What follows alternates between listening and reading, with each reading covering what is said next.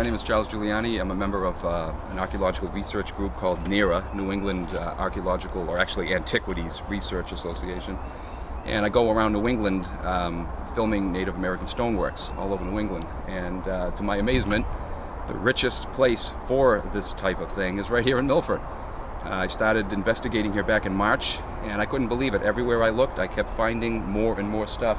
This whole area, hundreds of acres, is just loaded. As you can see before us, we've got a classic example.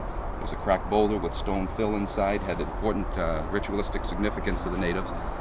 You see all kinds of stuff like this. You see perched boulders, perched rocks. This was a portal into the underworld for evil spirits. So these stones were placed there to block entrance into our world of the evil spirits, you know. And of course, on the other side of it, you'll see stones piled like a typical cairn.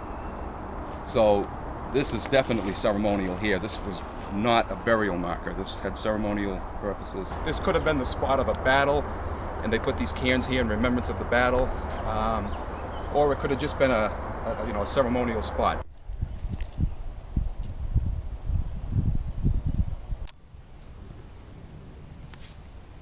You know, there are some stones here that have been propped up on smaller stones. They're called dolmens. That just boggle the mind. Some of these stones weigh hundreds of tons, and obviously these people were onto something that we're not. You know, they knew how to move stones. We can't do this today, even with our heavy modern equipment. Some of these stones, you can't budge them. You have to break them to move them, and yet they did it, and they put them in very dangerous spots right on the edge of ledges. You know, how did they do that? How did they get these prop stones right at the edge of a steep ledge underneath these boulders to support them like that? It's anybody's guess, but they did do it. Look how that's just propped right at the edge, always right on the edge. But I just love going around and photographing this stuff. I've got thousands of pictures, and I'm hoping to create an awareness, especially among political leaders, to preserve these areas, because when they're gone, and that's it.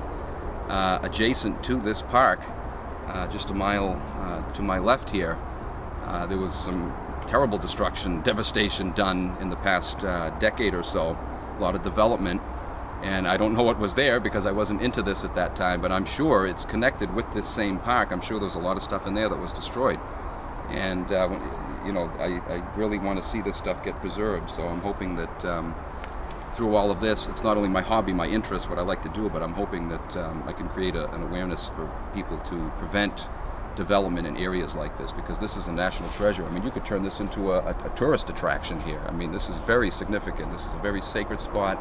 It's loaded with stuff, and I'm still finding new stuff every time I come here.